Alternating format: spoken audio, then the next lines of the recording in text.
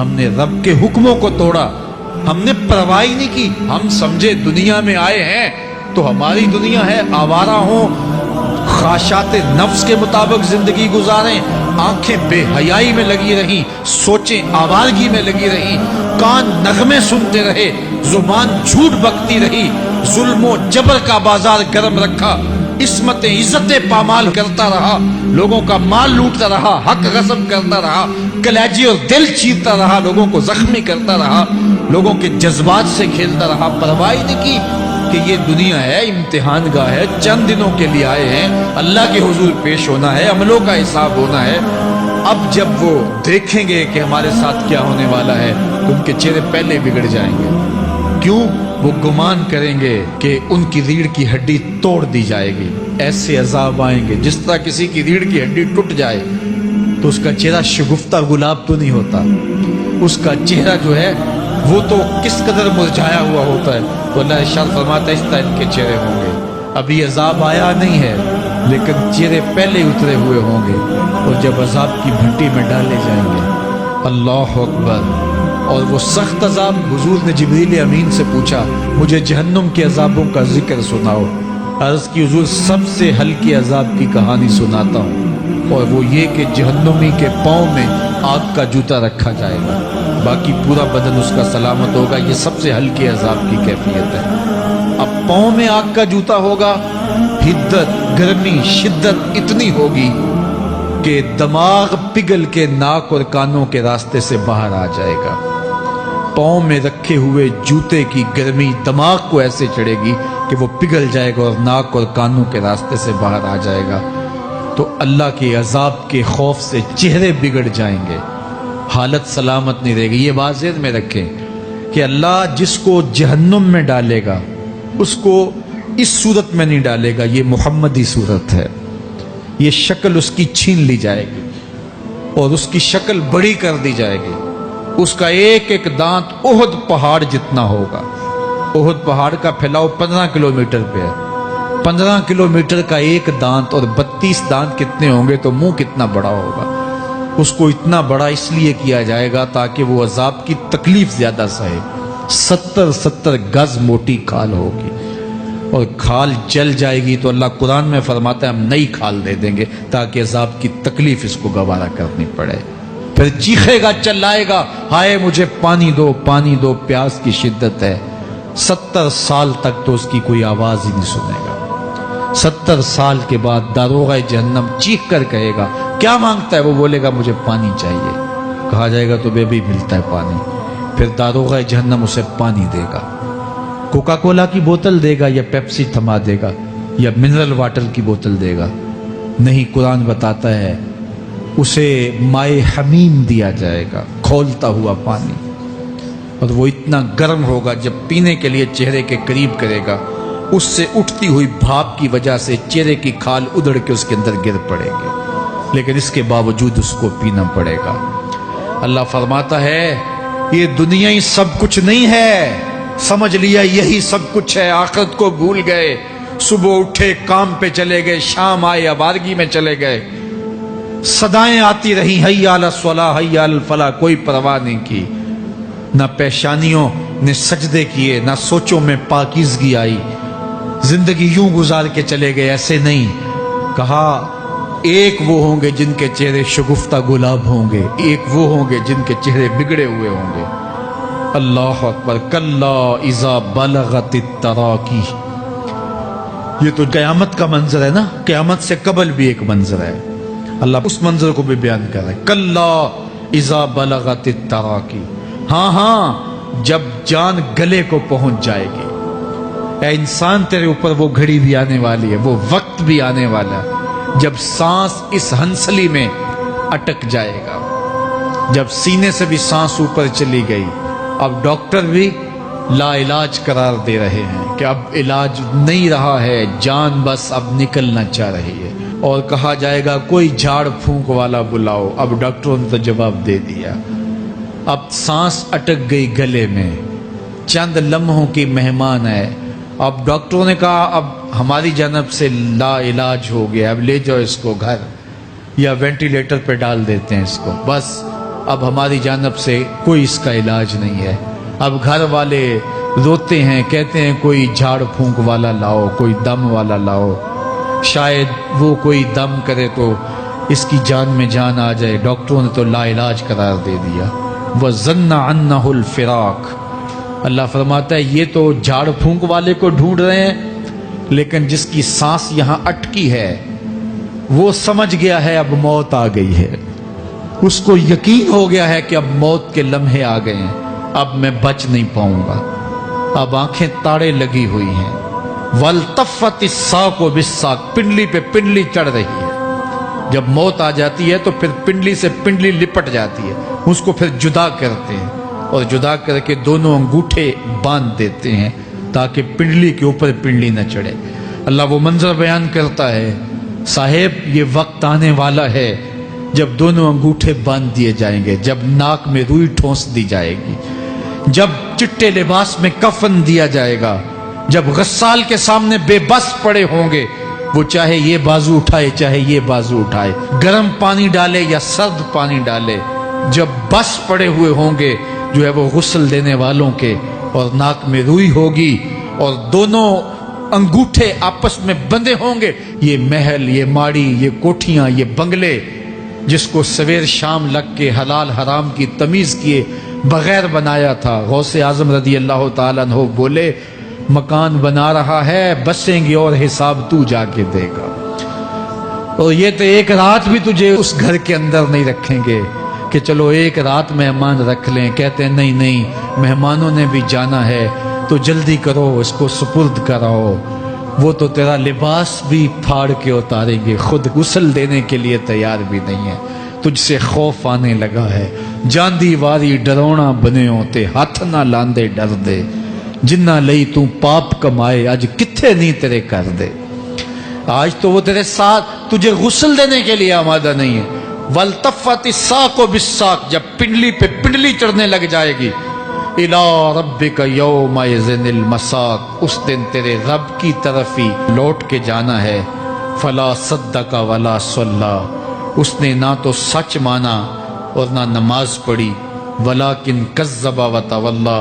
ہاں جھٹلایا اور منہ پھیر کے چل پڑا. ثُمَّ ذَهَبَ إِلَىٰ أَهْلِهِ يَتَمَطَّىٰ. پھر اپنے گھر کو اکڑتا ہوا چلا. اولا لک فاولا ثم اولا لک فاولا. تیری خرابی آ پہنچی, ہاں تیری خرابی آ پہنچی. ایحسب الانسان ان یترک سدی. انسان دنیا میں یہ گمان کرتا ہے اس کو سدا چھوڑ دیا جائے گا. سدا عربی میں ایسے اونٹ کو کہتے ہیں جس کی مہار کسی کے ہاتھ میں نہ ہو. شترے بے مہار, جہاں مرضی جس گھاٹ سے چاہے پانی پیے, جہاں سے مرضی چارہ لے, تو شترے بے مہار کو کہتے ہیں سدا. تو یہ انسان بھی گمان کرتا ہے کہ میں بھی سدا ہوں, مجھے کوئی کیوں پوچھے, میرے جذبات پہ کوئی کیوں قدغن لگائے, مجھے کیوں روکے کوئی. بالخصوص جوانی کے ایام کے اندر جوان کو بڑا ہوتا ہے کہ کوئی مجھے کیوں, وہ تو ماں باپ کے کہنے میں بھی نہیں آنا چاہتا. وہ کہتا ہے کیوں مجھے روکتے ہیں, میری جوانی ہے, میرے جذبات ہیں, مجھے آزادی سے جینے دو, کیوں میرے راستے میں رکاوٹ بنتے ہو, میں سدا ہوں. اللہ فرماتا ہے نہیں, ایک اونٹ تو سدا ہو سکتا ہے, جس کو میں نے اشرف المخلوقات بنایا ہے اس کو تو سدا نہیں چھوڑوں گا, اس کو تو پابند بناؤں گا حکام کا. اب وہ کہتا ہے کہ نہیں نہیں, یہ کیسے دوبارہ اٹھائے جائیں گے. اب دوبارہ وہی بات پھر آ گئی. الم یک نطفۃ من منی یمنا. اللہ فرماتا ہے ایک بوند تھی نا, پانی کا ایک قطرہ تھا جو رحم مادر میں رکھا گیا. ثم کان علقہ, پھر وہ پانی کا قطرہ لوتھڑا بنا. فخلق فسوی, پھر اللہ نے اسے پیدا فرمایا اور پھر ٹھیک ہموار کیا. فجعل منہ الزوجین الذکر والانثی, پھر اس سے وہ جوڑ بنائے, کوئی مرد بنایا کوئی عورت بنائی. کہا اب غور کر, اب تیری آنکھیں دیکھتی ہیں, بجلیاں چمکتی ہیں, تیری زبان کا طوطی بولتا ہے, لوگ اشش کرتے ہیں تیری گفتگو پہ, تیری گفتار پہ صدقے جاتے ہیں, تیرے لہجے کے جمال کو دیکھتے ہیں, تیرے سینے کا زور, تیرے پنجوں کی طاقت, تیری دماغ کی تیزیاں اور تیری سوچوں کے اجالے, تیری زوردار ٹانگیں, تیرے کڑیل بازو, اور تیری چوڑی چھاتی اور تیرے گلاب کی پتیوں جیسے ہونٹ، اے انسان یہ سب کچھ کہاں تراشا گیا؟ ماں کے رحم میں، اس تاریکی میں جو 3 پردوں میں تھی۔ تیرا سر تیرے گھٹنوں میں تھا اور تیرے رب نے وہاں تیرے اندر نسوانیت یا رجولیت کی صلاحیتیں پیدا کی، تیری آنکھوں میں چمک پیدا کی، تیرے کانوں میں نغمے بکھیرے، تیری زبان کے پٹھوں پہ قوت ذائقہ رکھی، تجھے بولنے کی صلاحیت دی، تیرے پنجوں میں زور رکھا۔ آج تو مفتی شہر ہے، آج تو علامۃ الدہر ہے، آج تو قاضی القضات ہے، آج تو منسٹر ہے، آج تو وزیر اعظم ہے، آج تو پہلوان ہے، آج تو شہزادہ ہے، آج تو بادشاہ ہے، آج تو زوراور ہے۔ آج تیری طاقت کے کیا کہنے؟ آج شیروں کو تو نچا لیتا ہے، ہاتھیوں کو تو بٹھا لیتا ہے، آج تو بڑا زوراور گھڑ سوار ہے۔ آج تیری طاقت کے کیا کہنے؟ تو کشتی کرتا ہے، زمانہ دیکھنے آتا ہے۔ آج تیری طاقت کے شوہرے ہیں، تیری عظمت کے تنتنے ہیں، لیکن انسان تو ایک ناپاک قطرہ تھا اور رحم مادر میں تھا۔ تیرے اندر یہ رنگ کس نے بھرے؟ تیرے کانوں میں نغمے کس نے رکھے؟ تجھے دماغ کی قوتیں کس نے دی؟ زبان کو بولنا کس نے سکھایا؟ آنکھوں میں توانائیاں کس نے رکھی؟ تیری زبان کا طوطی بولتا ہے، یہ سلیقے کس نے دیے؟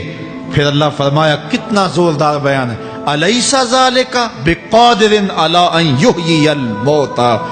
جو ماں کے پیٹ میں ایک نطفے کو ایک خوبصورت انسان بنا سکتا ہے، ہڈیوں کو جوڑ کے دوبارہ انسان نہیں بنا سکتا؟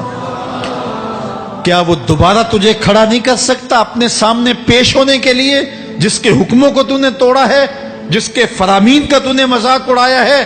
کیا وہ اتنا ہی بے بس ہے کہ اپنے حضور تجھے جو ہے وہ کھڑا ہی نہیں کر سکتا ہے؟ جس رب نے تجھے ماں کے شکم میں شکل دی، حضرت شیخ فرید الدین عطار بولتے ہیں، سانے کستی سلاتی می شود، ایسا کاریگر ہے مٹی سے بادشاہ بنا ڈالتا ہے۔ اس نے مٹی سے دارا و سکندر بنائے، اس نے مٹی سے جو ہے وہ رستم و سہراب بنائے، اس نے مٹی سے کیا کیا بنا دیا جو مٹی سے بادشاہ بنا سکتا ہے، جو نطفہ رحم مادر سے جو ہے وہ شکل اور صورت اور رنگ اور جمال بنا دیتا ہے۔ تیری صورت نکھرتی ہے، تیرے ہونٹ گلابی ہیں اور تیری نرگسی آنکھیں ہیں، تیرے ریشمی بال ہیں اور تیری خوبصورت رنگت ہے۔ تو چال چلتا ہے تو لگتا ہے قیامت چل رہی ہے۔ تیرا قد رانا جو ہے وہ صنوبر کو شرماتا ہے۔ تیری گفتار کے تنتنے ہیں۔ جس نے اتنی خوبصورت شکل ماں کے رحم میں بنائی، کیا وہ ہڈیوں کو جوڑ کے دوبارہ انسان نہیں بنا سکتا؟ وہ دوبارہ انسان بنائے گا اور پھر تجھے اپنے حضور کھڑا کرے گا۔ اور ایک حدیث میں آتا ہے، اللہ بندے کو اپنے حضور کھڑا کرنے کے بعد اپنے سامنے سے ہٹنے نہیں دے گا جب تک 5 سوال نہیں پوچھ لے گا۔ ان عمرہ ہی فیما افنا ہو، اس کی عمر کے بارے میں پوچھے گا، کہاں ضائع کی؟ میں نے تجھے زندگی دی، 60 سال 70 سال 40 سال 50 سال، اس زندگی کو کہاں گزار کے آیا ہے؟ ان شباب ہی فیما ابلا ہو، اس کی جوانی کے بارے میں پوچھا جائے گا، جوانی کہاں گزار کے آیا ہے؟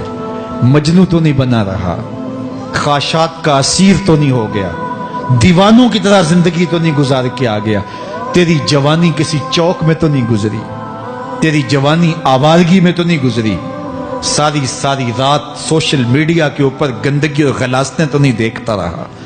تیری زندگی گزری کہاں ہے؟ تیری جوانی گزری کہاں ہے؟ اگر کوئی جواب نہ ہوا تو پھر کیا جواب دے گا؟ اور وہ کتنا خوش نصیب ہوگا جو کہے گا، مالک میری جوانی سجدوں میں گزری، میری جوانی قیام میں گزری، میری جوانی رکوع میں گزری۔ میرے حضور فرماتے ہیں، سبعۃ یظلھم اللہ فی ظلہ یوم لا ظل الا ظلہ، 7 اشخاص ایسے ہیں قیامت کے دن جب کوئی سایہ نہیں ہوگا، اللہ ان 7 کو اپنے عرش کا سایہ دے گا۔ ان میں سے دوسرا شخص میرے حضور نے بیان فرمایا، وشاب نشأ فی عبادت اللہ، وہ جوان جس کی جوانی اللہ کی عبادت میں گزری۔ جوانوں، اپنی زندگی کو مالک کی دہلیز پہ لے آؤ، जवानी वही है जो मालिक की चौखट पे गुजरे। अपने दिल का ताल्लुक जोड़ो, इश्क करना है तो फिर आमना के लाल से करो। मोहब्बत का रिश्ता उनसे जोड़ो, ताल्लुक का रब्त उनसे कायम करो। जवानी को दीन की राह पे डालो। अल्लाह अकबर। सुनो मेरे हुजूर का फरमान, आना हबीबुल्लाह, मैं अल्लाह का हबीब हूँ। फिर फरमाया अश्शाबुत्ताइबु हबीबुल्लाह, जो जवान जवानी में तौबा करे वो भी अल्लाह का हबीब है। आओ अल्लाह के हबीब बन जाओ, अल्लाह के हबीब बन जाओ, अल्लाह के हबीब बन जाओ, अल्लाह के महबूब बन जाओ।